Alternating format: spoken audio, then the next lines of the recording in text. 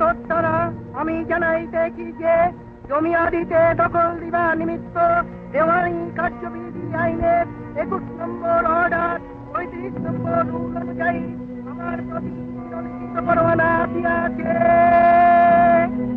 হুগলি জেলা চুচুড়া সাবজজ আদালত 1820 সালের 16 নম্বর মোকদ্দমা দেওয়ানি জারি শ্রী রামানন্দ রায় জমিদার লাঠি গ্রাম জেলা হুগলি বাদী বিক্রিদার বনাম শ্রী ক্ষুদিরাম চট্টোপাধ্যায় লাঠি গ্রাম প্রতিবাদী টেন্ডার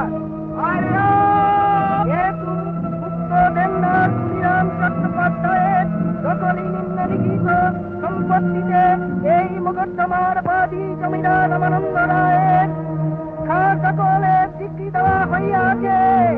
অতএব আপনি উক্ত স্বীকৃতার জমিদার রামানন্দ রায়কে নিম্ন তপশিল বর্ণিত স্বীকৃত সম্পত্তিতে কোনটা দখল দিবে। অন্যথায় উক্ত স্বীকৃতারকে উক্ত সম্পত্তিতে দখল দিতে বাধ্য হইব। হুকুম সাবজজ বাহাদুর। जाओ मकाम खा निकालो, चले जाओ।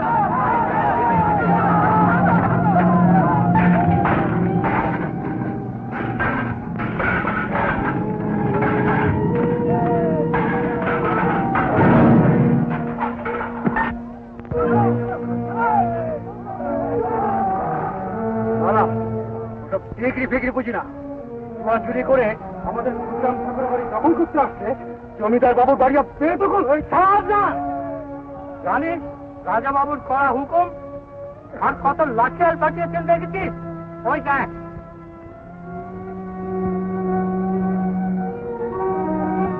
লাঠি লাঠি লাঠি লাঠি লাঠি লাঠি আমাদের লাঠি দেখাচ্ছে রে। লাঠি লাঠি কেনবার পয়সা আমাদেরও আছে ম্যানেজার বাবু, বুঝলেন?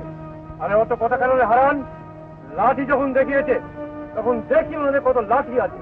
চল চল, লাঠির সঙ্গে লাঠি মোলাকাত করতে হবে।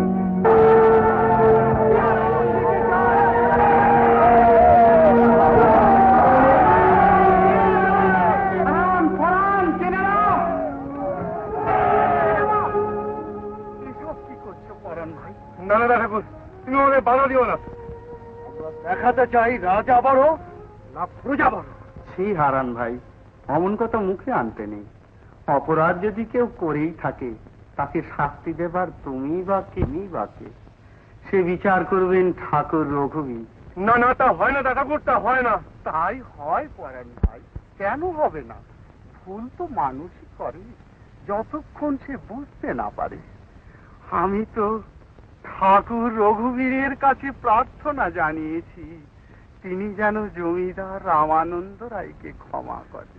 কি বলছো না ঠাকুর? আপনার এই 150 বিঘে জমি, শিব মন্দির, ঘর বাড়ি সবকিছু একটা মিথ্যে মামলার নামে বেদখল করে রাস্তায় এনে দাঁড় করালে, আর আপনি তাদের ক্ষমা জানাইলে? হ্যাঁ, কিন্তু কেন জানো, আমার যেন মনে হচ্ছে এর মধ্যে নিশ্চয়ই ঠাকুর রঘুবীরের একটা মস্ত উদ্দেশ্য আছে। তাই আমাদের এখান থেকে সরিয়ে দিচ্ছেন। নইলে শ্রীরামচন্দ্র আমার ঘরে থাকতে জমিদার রামানন্দ রায়ের কি শাস্তি আছে যে আমার এতটুকু অনিষ্ট করতে পারে? আমার এই রঘুবীরের খেলা, রাজার বেটা হয়েও নিজেই নির্বাসন দণ্ড নিলেন, আমাকেও সরিয়ে দিলেন অযোধ্যা হতে। নিশ্চয়ই রাম অথবা কৃষ্ণের কোনো কাজে। তাই তো আমি তাড়াতাড়ি স্ত্রী, পুত্র, কন্যার হাত ধরে বেরিয়ে পড়লাম। আমরা মুখ্য মানুষ দা ঠাকুর, অত শত বুঝি নেই। তবে যে বললে ঠাকুর রঘুবীরেরই সব লীলা, এটা বড় মনে লাগলো। নিশ্চয়ই তেনার কোনো উদ্দেশ্য আছে। তোমাকে কোথায় যেন নিয়ে যাবেন। আমাদের ছেড়ে তবে কি সত্যি চলে যাবে দা ঠাকুর? হ্যাঁ,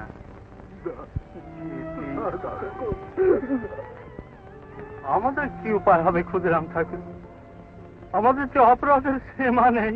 কি ম্যানেজার বাবু, আপনারা তো নিমিত্তের ভাগী, আপনাদের দোষটা করবেন। কিন্তু আপনি এখন যাবেন কোথায়?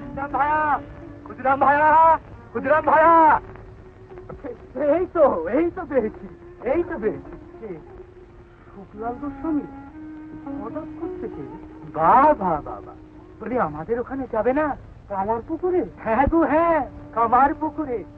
যে পুকুরে কামারেরা অঢেল সোনা ছড়িয়ে রেখেছে। একবার বাড়ি চাই, চাষের জমি চাই, সব আছে। শুধু তুমিই নেই। কই গো, কি হলো?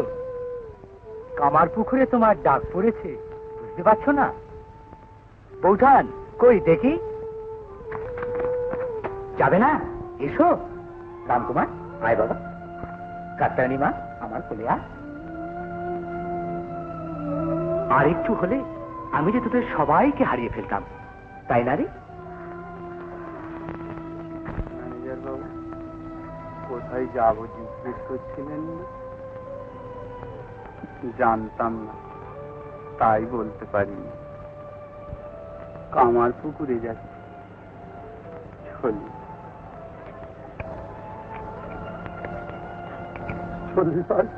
ঠাকুর,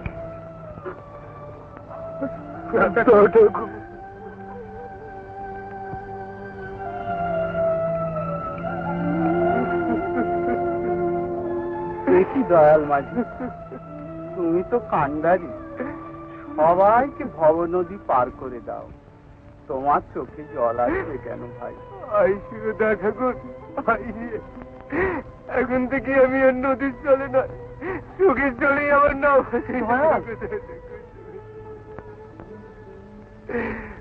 আমার নামের বইটা যে তোমার হাতে তুলে দিছি গুরু, তুমি চলে গেলে উড়িয়ান মাটার কি আর দিশা থাকবো?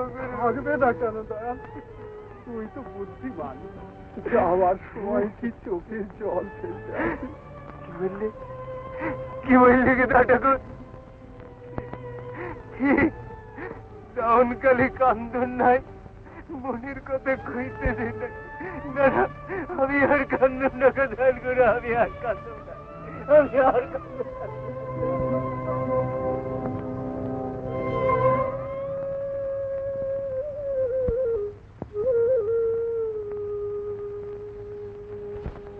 দয়াল গুরু রে,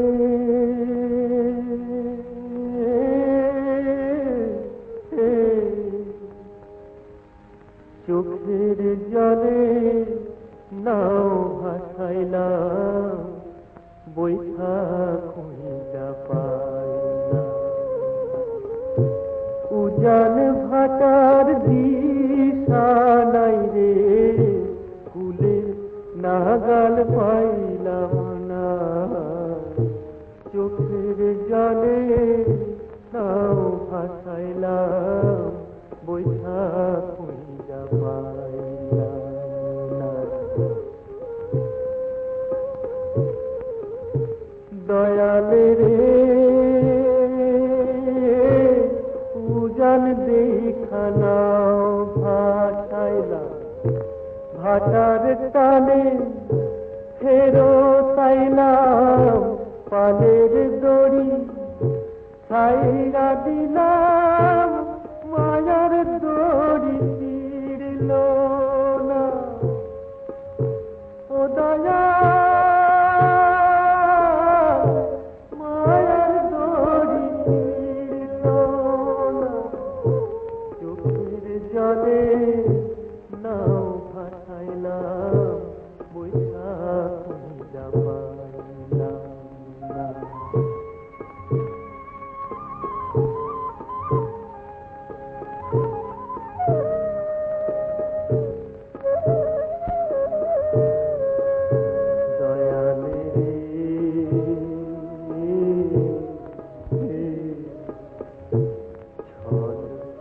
ব্যথা চোখের জল কবন বলন হইল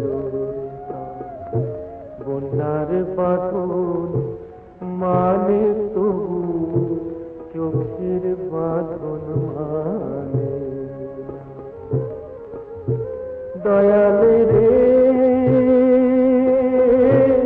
যাবন তালে কান্দন না মনের ব্যথা কইতে যে নাই হাসতে গিয়া কান্দা মরি খালে পানি পাইলাম না ও দয়া